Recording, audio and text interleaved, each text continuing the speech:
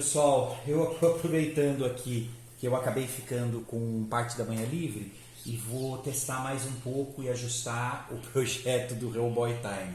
O projetinho demorado, esse projeto aqui ele tá com toda a uruca do mundo. Eu já perdi o arquivo, o computador queimou, tive que recuperar do HD e várias outras coisas. Parte dos arquivos se foi. Então isso aqui tá um Frankenstein de fontes. Bom, mas está sendo um aprendizado. De qualquer forma, lembrando que a ideia desse projeto era criar uma versão print and play, onde eu pudesse ter uma experiência parecida com o jogo Hellboy The Board Game. Para quem não conhece, o Hellboy The Board Game tem em português, tanto que essas aqui são as fichas originais. Eu tenho esse jogo, ele foi um dos primeiros que eu consegui comprar, mas realmente o sistema dele me agradou muito. Né? Aqui a gente tem o Hellboy, o Abe Sapien, o Johan Kraus e a Liz como personagens do jogo base. Né? Isso do original. Aqui, como eu queria ter uma experiência print and play, eu tive que alterar algumas coisas. Né? Como sempre, não dá para simplesmente transportar ele para cá. Mas a ideia geral é a mesma. Tanto que eu tenho a ficha do Hellboy, que eu transplantei as informações para cá e fiz alguns ajustes para a gente poder jogar no modo print and play. Especialmente uma tabela aqui de lesões, né, que a gente vai ver isso funcionando. Isso daqui substitui a necessidade de, quando se chega a determinado ponto de lesão, no jogo original são tokens dupla face. A gente viraria e verificaria qual é a lesão que a gente tem ativa. No caso, a gente substitui isso no print and play aqui para isso daqui, né, para essa tabela. Lógico, as regras tiveram que ser um pouquinho ajustadas, então acaba sendo uma criação quase nova, mas a gente tem aqui algumas tabelas, né? A gente tem uma tabela de eventos, a gente tem uma tabela de interações, a gente tem uma tabela de perdição.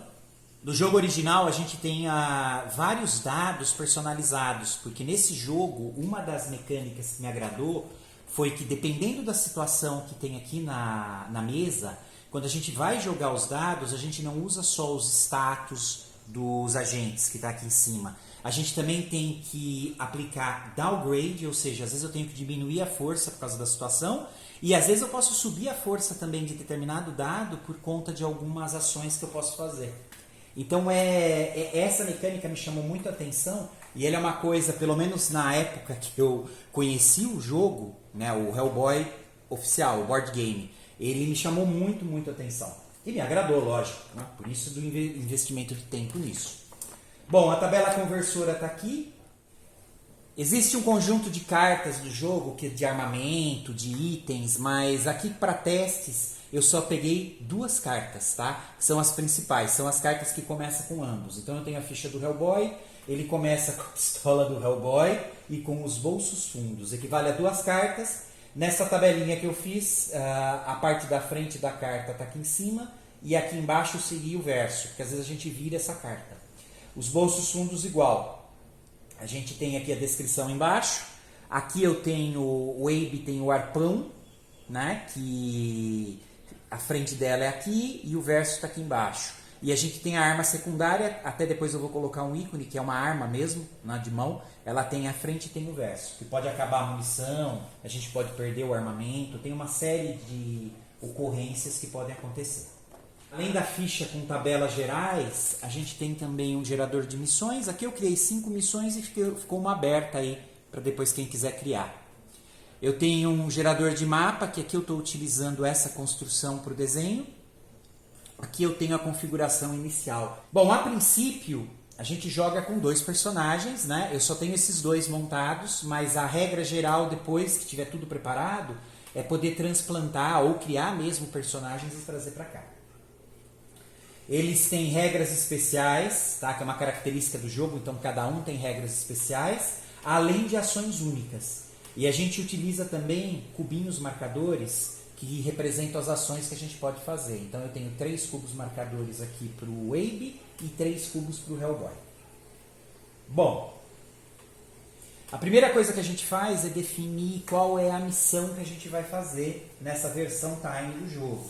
Então eu uso aqui o gerador de missões. Aqui eu posso jogar, né, um dado, D6, ou eu posso simplesmente escolher. Para vocês terem uma ideia, eu gosto de jogar essa daqui, que é o Agente Capturado. A gente tem até agora 5 missões, né? Que é a primeira é Mais Informações, é o título, onde a gente tem que obter um X número de informações e vencer o boss na sala final. A segunda é Agente Capturado, que é encontrar o agente capturado e traga em segurança para a entrada da missão. A entrada seria a tile de início. Aí eles falam, o agente capturado estará sozinho na primeira sala secreta que surgir. Caso contrário, estará na última sala vigiada por um boss, mais 4 lacaios D. Aqui, inicialmente, eu deixei a tabela de monstros com o mesmo padrão do original, né? Eu só transplantei as informações para uma versão aqui. Mas, futuramente, eu quero ver se eu troco a própria descrição. Se bem que esse jogo daqui tá fácil para transferir ele, né, para outras temáticas. Aí tem represente o agente capturado quando encontrado, colocando um marcador qualquer na sala. Ele possui apenas um cubo de ação e só poderá mover-se 2 áreas por rodada. Colocar um marcador representando este agente ferido na trilha de prioridade. A trilha de prioridade está aqui, por enquanto só 3 também, porque a gente está jogando com 2 agentes e a possibilidade de colocar mais um. Encontre 2 livros místicos, interaja com os cenários até encontrar 2 livros místicos representados por 2 pistas especiais. Depois termine o turno sem inimigos em sua sala e tentem se teletransportar para vencer a missão. Teletransporte. Jogue um dado, caso o resultado 5-6, vocês são teletransportados e vence a missão. Qualquer outro resultado, surge um lacaio A no início que deve ser ativado imediatamente. Aí eu tenho outra missão que chama Limpando a Área, que é matar um certo número de lacaios específicos e reagrupar então os agentes no início para vencer. Ou seja, de novo na tile inicial. O 5 é esconde-esconde, encontre e vence o boss escondido na primeira sala secreta que encontrar. Caso contrário, ao chegar na última sala, essa sala secreta surgirá anexada na sala inicial. Então, por enquanto, a gente tem essas missões, mas já deu para ver que é coisa simples. No jogo original, a gente tem alguns, é como se fossem envelopes de missões. Então, a gente abre, são várias cartas a missão e a gente vai jogando aquelas cartas e conforme vai cumprindo ou vai tendo alguns acontecimentos, a gente vai continuando a história até tentar finalizar. Lógico, aqui é simplificado, porque a ideia é só ter a experiência do sistema funcionando. Primeira coisa, definir a missão rolando no gerador de missões. Tá, eu quero jogar esse agente capturado. Então eu já sei que a missão 2 a gente tem que encontrar ele numa sala secreta. Eu estou colocando qual a missão, eu estou anotando aqui que é a 2. Agente capturado. Aqui no caso ainda tem a marcação de pistas necessárias, mas para essa missão não precisa. Bom, a gente já estabeleceu a missão. Configurar a trilha de perdição e prioridade. Bom, o Hellboy está marcado aqui. A prioridade dele é 10, a prioridade do Abe é 6. A prioridade representa o nível de atenção que eles chamam dos monstros. Então, quem tem prioridade de alvo naquele momento, os monstros têm a tendência de ir naquela direção, né? Se eles tiverem que optar. No jogo original, cada personagem tem, o Hellboy é 10, o Abe é 6, o Johann Kraus é 5 e a Liz que eu não enxergo muito bem, mas eu acho que é 7. Então essa prioridade faz parte do jogo original também. Tá, então aqui eu vou fazer o seguinte, eu já estou pegando um cubinho, estou representando então o Abe. Ele é o segundo em prioridade. Aqui tem um alvo para representar quem realmente está em prioridade agora. Estou colocando um marcador aqui para o Hellboy. Ele é o alvo principal agora, porque a prioridade dele é mais alto. Lembrando que eles já começam com essas 2 cartas, tá? Seria um item, né? Esse bolsos fundos seria como se fosse uma pochete ou uma representação do bolso dele, que ele enfia a mão lá no casaco e puxa alguma coisa que está guardada.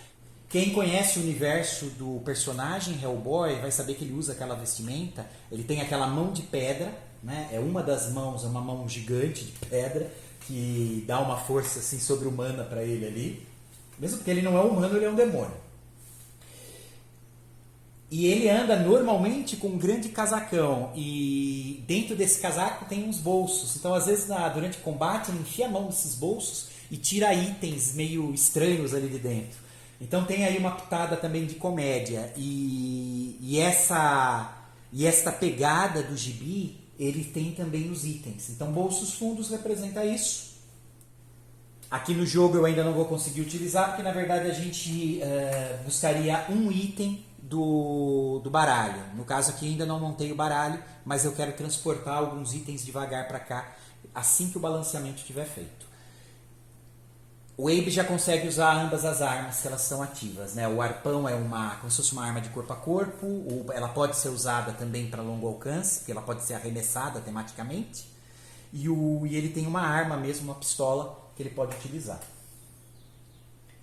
Bom, vamos lá configurar a trilha de perdição e prioridade. Então aqui já está feito, prioridade.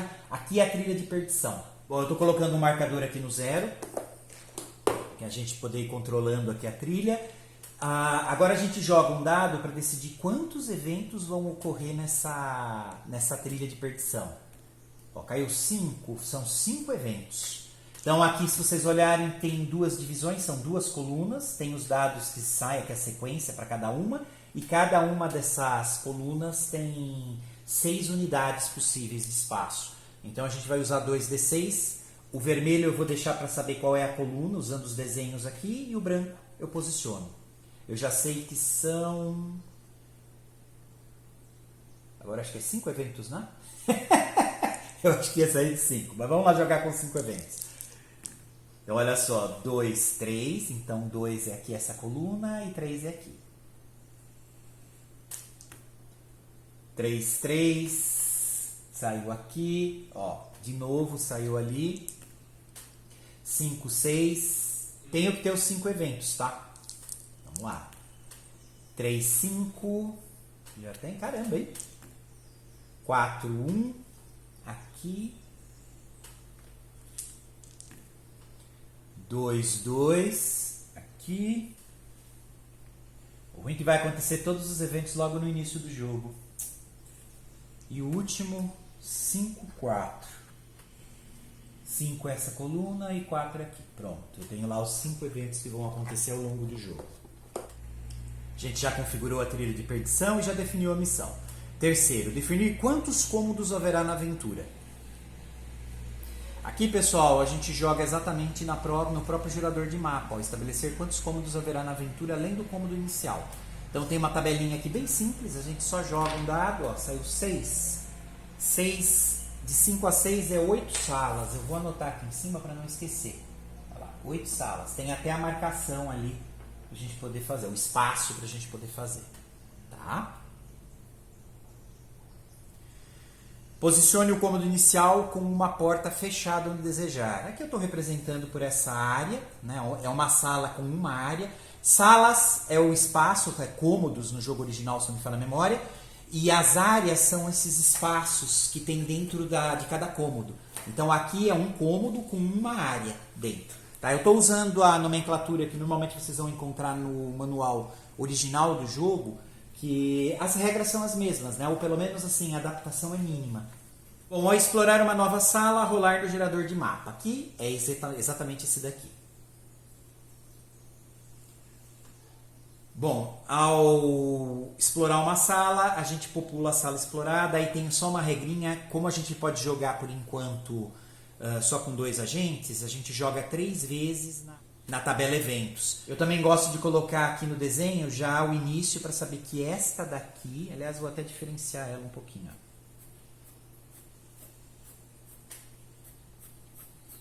Pronto, aí eu sei que essa daqui é de início. Eu vou representar aqui os monstros com dados, tá? Eu preferiria a miniatura, mas eu acho mais fácil por causa do controle de vida.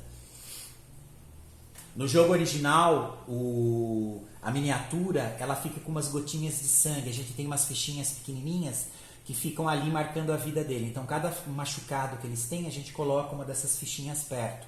O grande problema é que esse jogo ele também ele tem combate estratégico e movimentação. Ficar deslocando aquelas gotinhas de sangue para cada monstro é um porre. Tanto que mesmo no jogo original eu acabei incluindo dadinhos. Né? Eu deixo lá os dadinhos vermelhos, eles vão acompanhando cada monstro, representando a vida ali que ele está perdendo ou que ele tem. O ideal seria aquelas bases giratórias que a gente vai marcando a vida. Só que eu ainda não achei uma forma prática e simples para montar aquilo lá para cada personagem. Então, por enquanto, vai com dado mesmo. Bom, é isso.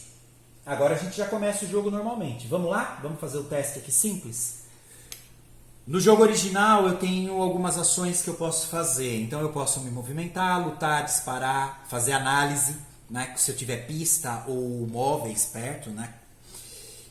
Eu posso limpar, fazer uma limpeza e eu posso interagir. No jogo original a gente tem o que eles chamam de infestação de rã e infernos, que basicamente são incêndios. Essa limpeza serve para tirar esses componentes do jogo, porque em determinada fase do jogo isso pode complicar bastante a nossa vida. A gente tem algumas ações gratuitas, que é a troca e exploração. Explorar é simplesmente abrir a porta. Bom, aqui para vocês terem uma ideia, eu já tinha desenhado mais ou menos qual era o modelo que eu gostaria que fosse das tiles, então eu tenho aqui algumas possibilidades. Mas isso provavelmente não vai ser feito, porque não é a minha praia fazer o designer gráfico. Eu prefiro montar o sistema e adaptar. Bom, então eu vou fazer uma exploração gratuita aqui com o Hellboy. Ele está explorando aqui. A primeira coisa que eu faço quando eu exploro é jogar no gerador de mapa. Deu 4, ó, 4 é mais uma sala com uma área só, né? Um cômodo, vai? Então vamos lá, vou tentar desenhar aqui da melhor forma possível. Pronto, isso aqui é a melhor forma que eu consigo fazer agora. Eu vou deixar marcado aqui que essa é a primeira sala das 8 que a gente tem. Sala secreta não conta, tá, pessoal? Por isso que está marcado lá. Como a gente fez a exploração, eu também tenho o hábito de colocar uma setinha representando que esta porta que estava fechada agora está aberta. Aqui, pessoal, quando eu desenho a sala, o ideal é colocar uma porta em algum lugar. Aí fica a cargo de vocês como vocês vão colocar essa porta. Eu normalmente vou vendo o que tem aqui de espaço para fazer. Então, por exemplo, nesse caso, eu vou colocar essa porta aqui, ó.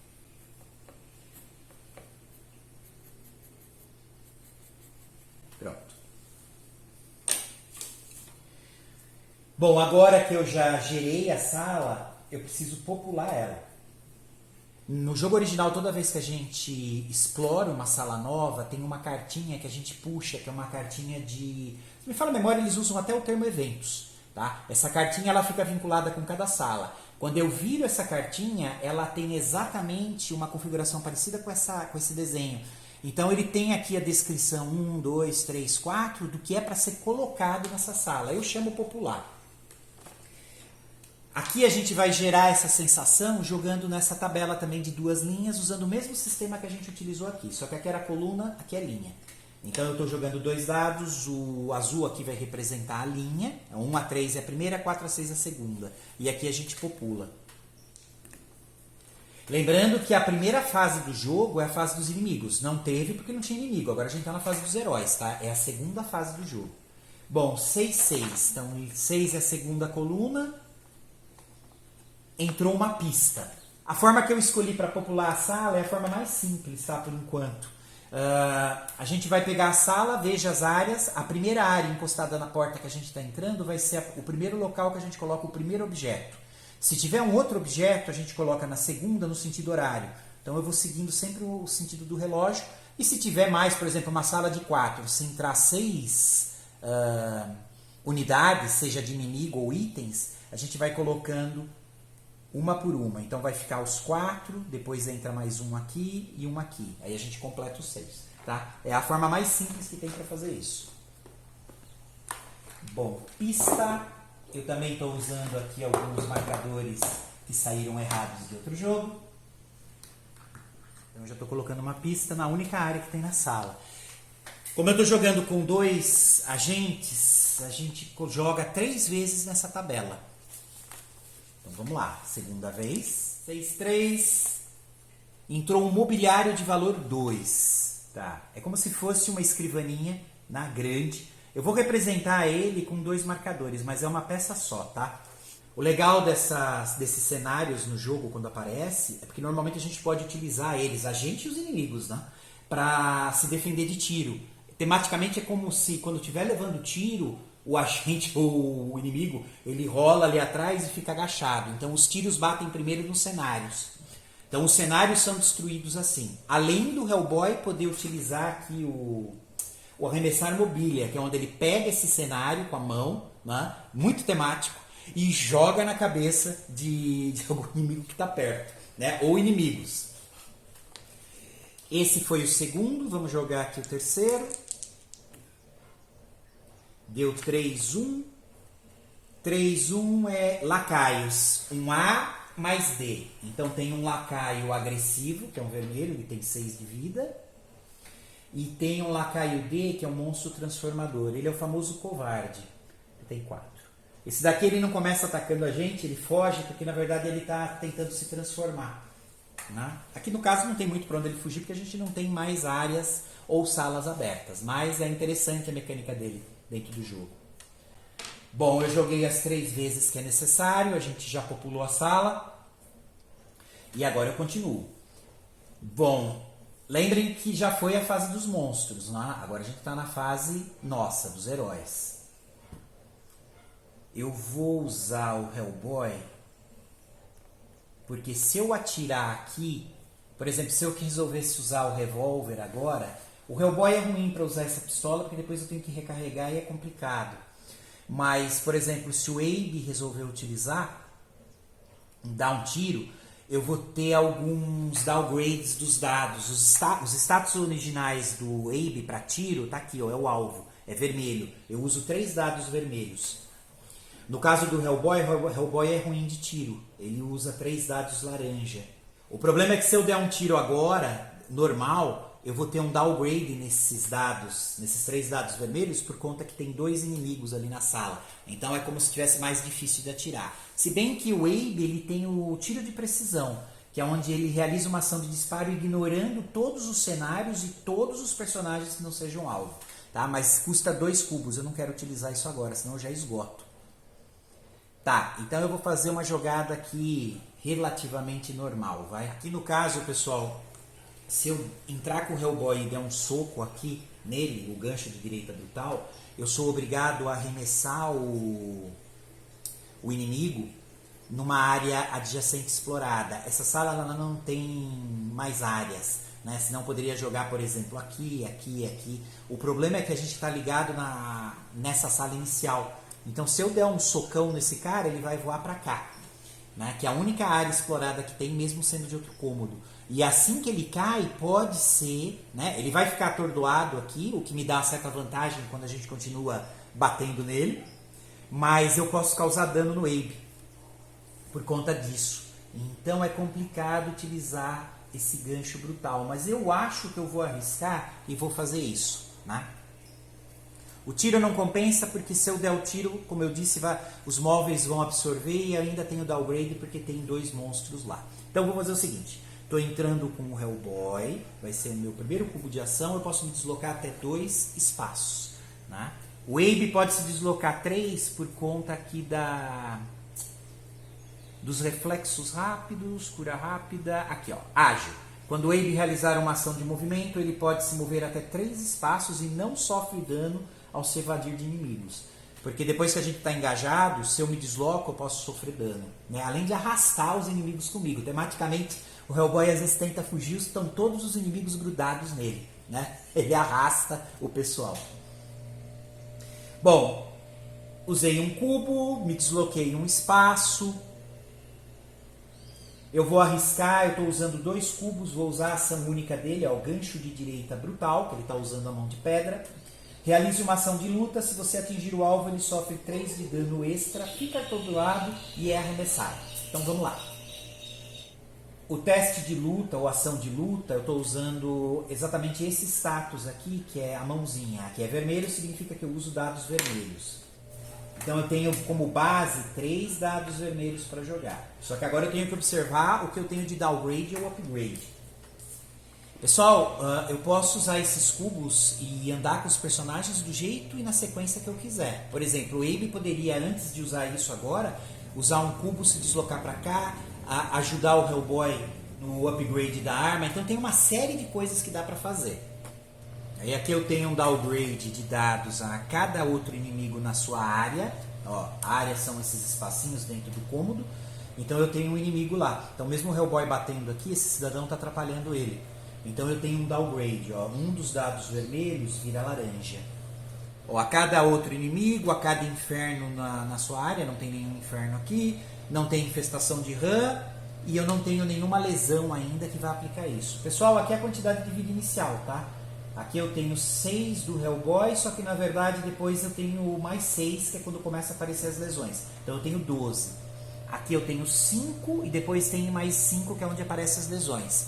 Então se chegar no 11º, esse está morto. Se chegar aqui no 6, 12, no 13º, a gente está morto. Tá, então eu tenho um downgrade, a gente já marcou aqui. Toda vez que eu jogo os dados, eu tenho um dado aqui de efeito, que é esse daqui. Então, para não se atrapalhar, eu sugiro jogar sempre na sequência de cima para baixo. Ó. Primeiro os vermelhos, eu tenho 2, 5, 2. 2 eu ganhei 1 ponto e o 5 eu ganhei 2. Vamos jogar no laranja. 2, ó, X, não ganhei nada. E agora eu jogo o dado de efeito, que deu 5. Ó, 5 é rerolar. Eu posso rerolar qualquer número de dados de teste. Isso é legal. Então, o que eu vou fazer? Eu vou rerolar o dado vermelho e o dado laranja. Então, estou rolando esse 2 de novo vermelho. O 2, mesma coisa. E eu estou rerolando o laranja. Agora deu 6. Beleza, ganhei 2 pontos. Ótimo. Agora, com o resultado, eu simplesmente somo. Olha só. 2, 3, 4, 5. Vejo aqui, olha só, eu estou atacando o agressivo.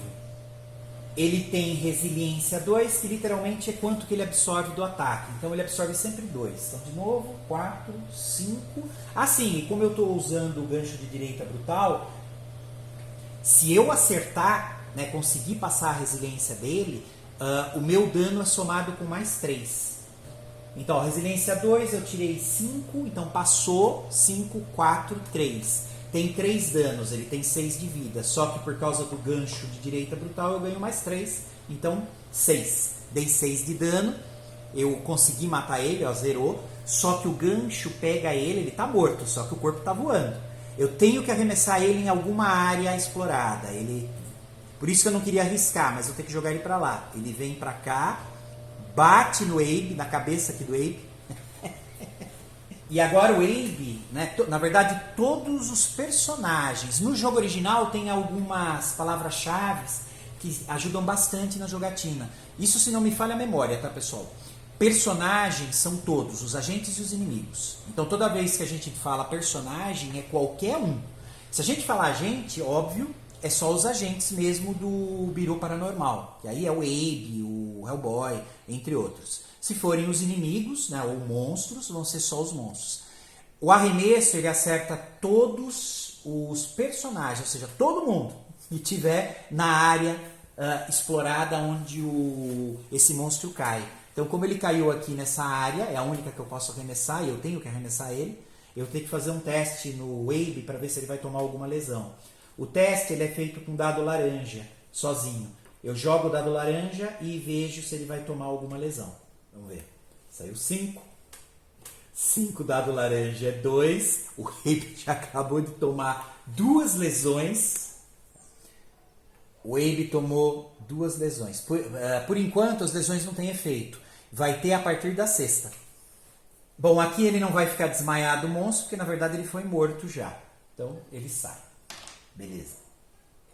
Eu não tenho mais cubos para o Hellboy, então vamos fazer o Abe trabalhar. O Abe é péssimo em luta, ó, ele usa os dados laranja que dão um mínimo de acerto. O bom é que isso daqui é um monstro transformador. Lembrando de novo, se eu atirar daqui, eu consigo porque eu tenho linha de visão. Né? Aqui, como tem a porta, é só reto mesmo.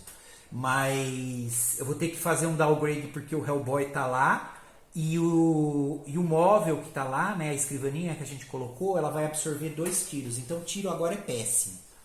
Eu vou fazer o seguinte, eu vou pegar um combate corpo a corpo aqui mesmo, vai. Então eu vou usar um cubo, posso deslocar até 2, só que ele tem a regra especial que ele pode andar 3, ele anda 1. Pronto. Agora na área, como tem um monstro, eu vou usar mais um cubo e vou fazer um combate com ele corpo a corpo, que eu não posso atirar na mesma área. Então olha só, eu estou usando 3 dados com status laranja.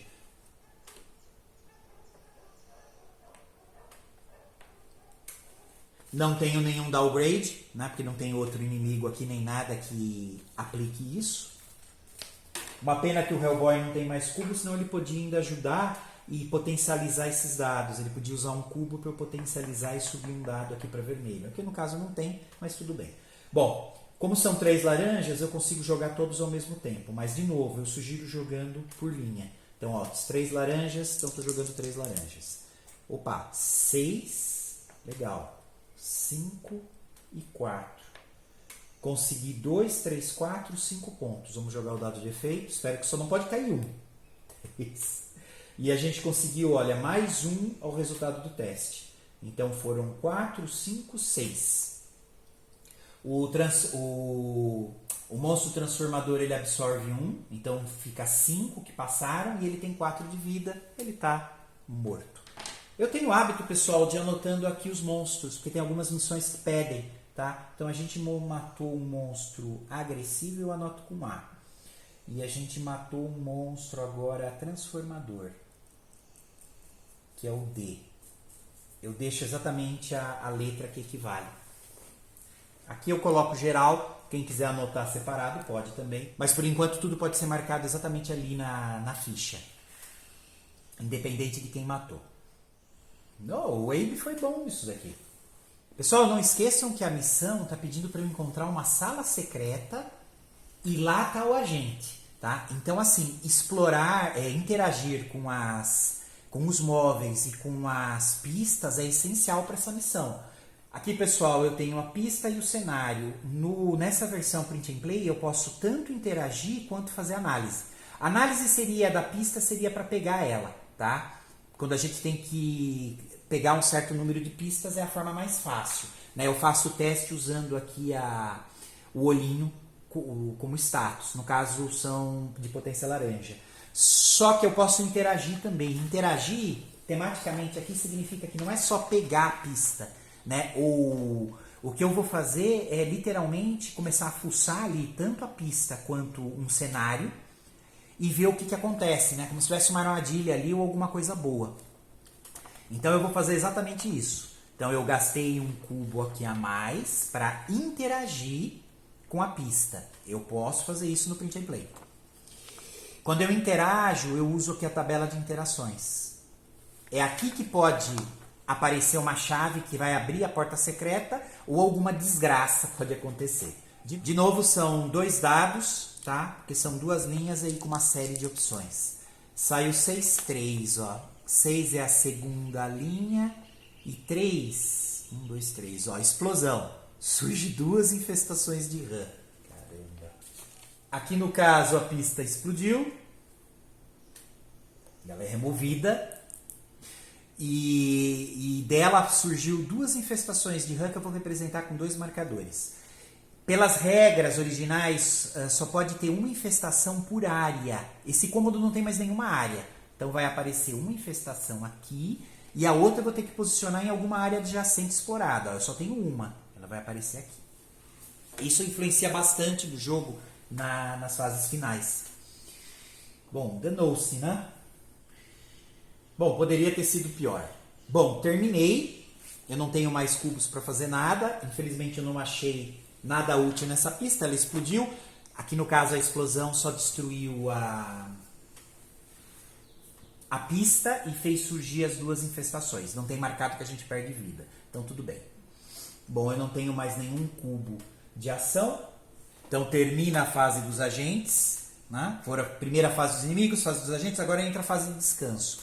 A fase de descanso é opcional e eu só posso escolher fazer ela se por acaso não tiver nenhum monstro aqui no cenário. Não tem, eu poderia descansar. O problema é que quando eu descanso, se não me falha a memória, eu sou obrigado a andar com o marcador na trilha de perdição. Então eu não vou descansar. Se bem que descansando eu posso fazer também algumas ações, que é, por exemplo, eu posso recuperar a vida. Talvez fosse interessante, mas eu não quero fazer agora. Então a gente vai para a quarta fase, que é a fase de perdição. Fase de perdição, eu tenho aqui, ó, tabela de perdição, eu vou jogar um dado e ver onde caiu, qual a linha. Tá? Se por acaso cair um, que é o péssimo, aí eu tenho que jogar de novo para verificar o que surge. Se bem que todos são ruins aqui. Vamos lá? Então estou jogando na tabela de perdição, deu 4. 4. Ambos os agentes perdem um cubo de ação no próximo turno. Bom, pelo menos não avançou ali em cima. Tá? Então eu já sei que eu vou perder um cubo de ação no próximo. Vou até deixar ele aqui embaixo, pra gente não esquecer. Legal. Terminou a fase de perdição. Entra na fase final, que é onde a gente tem que resolver infestações de rã, né? Que a gente tem 2, infernos, que seriam os incêndios, que a gente não tem. Ovo Santa, referência rápida. Vamos aqui achar a fase. Ó, fase final, restaura cubos de ação. Eu vou restaurar só 2, porque a gente perdeu 1 aqui por causa do evento. Resolver infernos, não tem nenhum incêndio aqui. Resolver infestações de rã, a gente vai ter que resolver. Então vamos lá, vamos resolver as infestações de rã. Bom, fase final. Cada infestação de rã que estiver na mesma área com o agente se move para uma área adjacente explorada, escolhida pelo agente líder. Aqui no caso o agente líder é o Hellboy, tá? Isso a gente estabelece no início do jogo.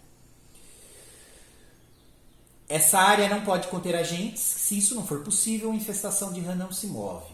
Então, para cada 2 infestações de rã no tabuleiro, arredondando para baixo, avance o contador de perdição iminente uma vez. Tá.